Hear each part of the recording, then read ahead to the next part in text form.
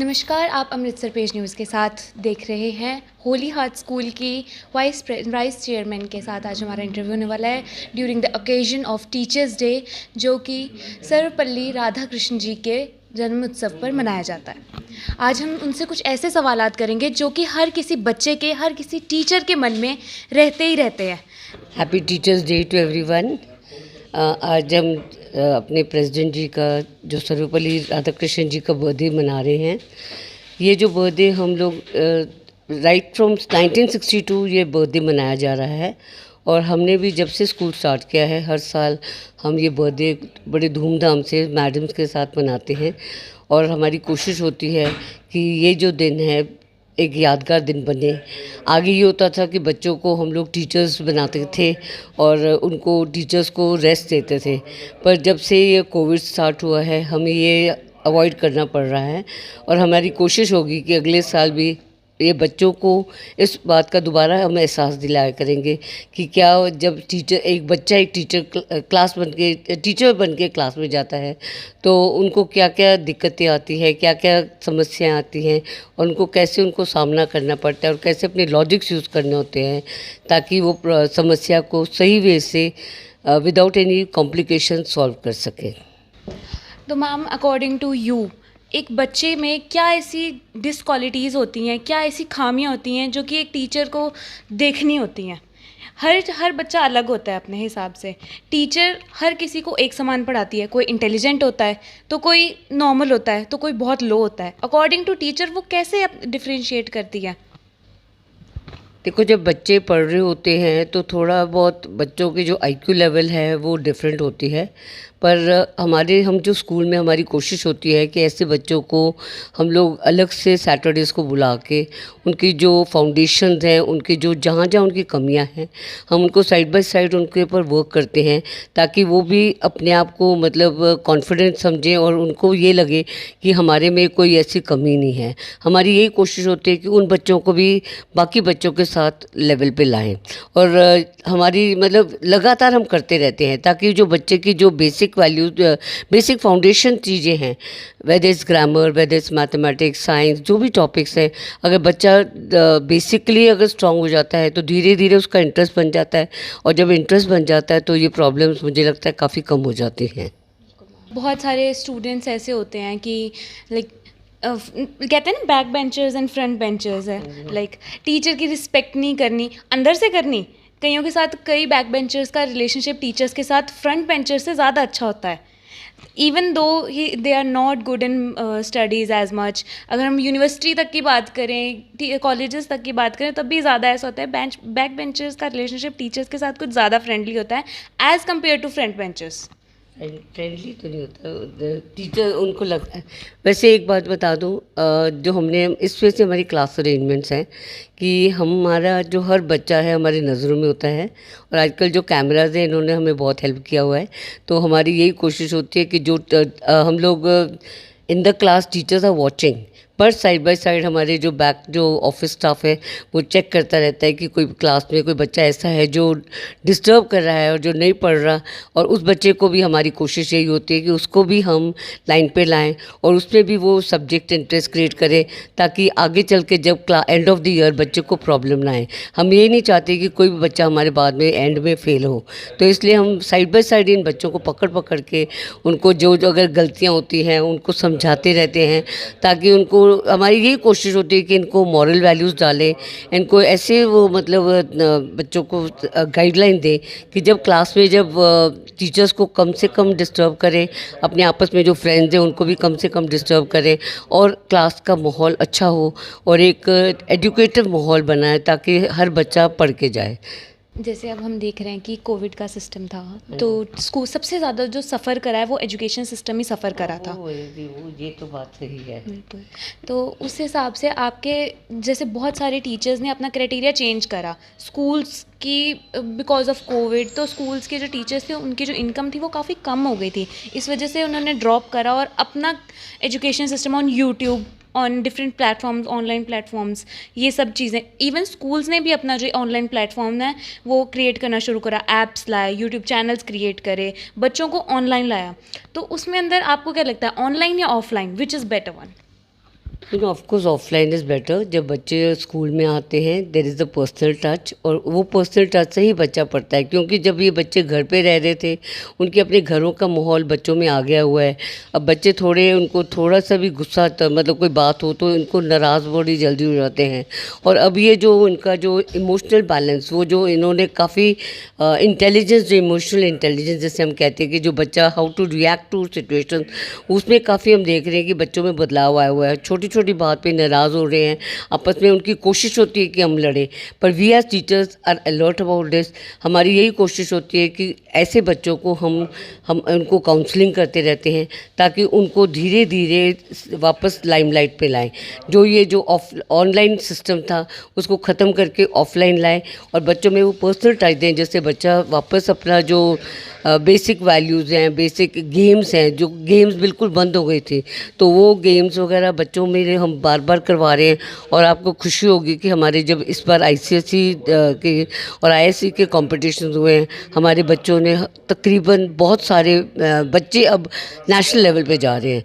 तो this is only possible कि जब बच्चे ऑफलाइन आएँ। घर पे रहते हैं तो ये गेम्स वगैरह को उनका पता भी नहीं चल रहा था।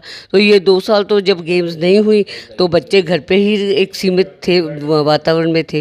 पर अब जब से ये स्कूल आना शुरू हुए हैं, उनको काफ़ी मतलब एक मौका मिल रहा है गेम्स खेलने का, और उससे जो बच्चे जो गेम्स में अच्छे हैं उनको बहुत एडवांटेज हो रहा है और उनकी सिलेक्शंस भी आगे लेवल पे होती जा रही हैं।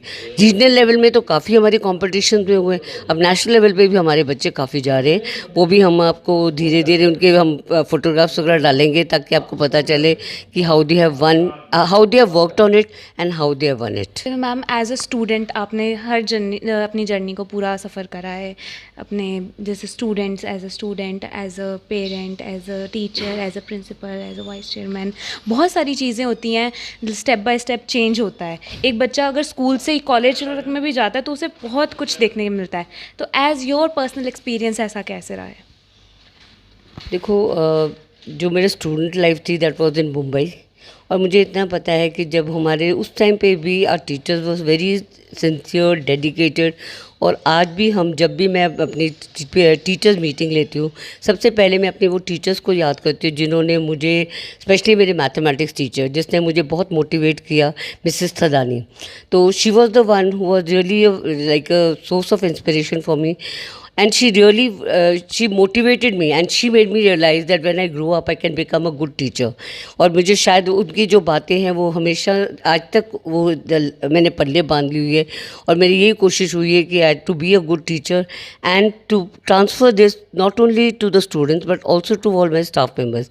हम एज अ स्कूल में हमारी ये कोशिश नहीं होती कि जैसे जो टीचर जैसे मर्जी पढ़ा दे, हमने एक सेट पैटर्न बनाया हुआ है और वो उसके लिए हम टीचर्स को ट्रेन करते रहते हैं ताकि वो हर क्लास में, कोई भी क्लास है, जितने भी सेक्शन हो, एक सेट पैटर्न से पढ़ाया जाए ताकि अगर कोई बाय चांस कोई टीचर एब्सेंट होती है और उसको रिप्लेस करती है तो बच्चों में कोई प्रॉब्लम नहीं आती, बच्चों को वो कोई चेंज ऑफ टीचिंग पैटर्न नहीं नज़र आता, उनको लगता है कि वो जो कमी है वो पूरी हो जाती है।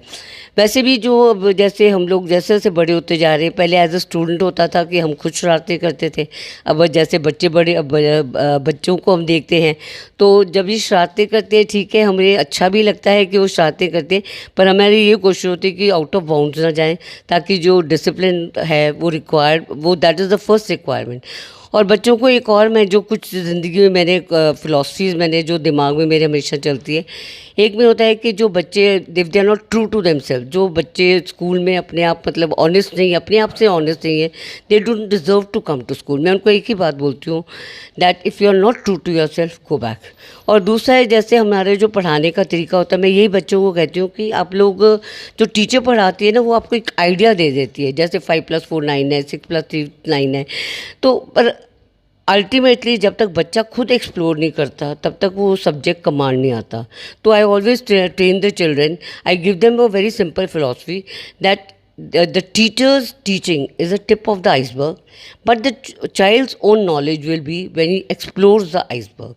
So this is an advice to the children that whatever your teacher teaches, that is not the end. Work on it thoroughly so that don't just be an average student, be a master of the subject, so that as you go up, you can become more and more innovative, you can become more and more creative, you can understand what your teachers are saying, you can become more creative, you can be logical. So which are the requirements of the child of this time?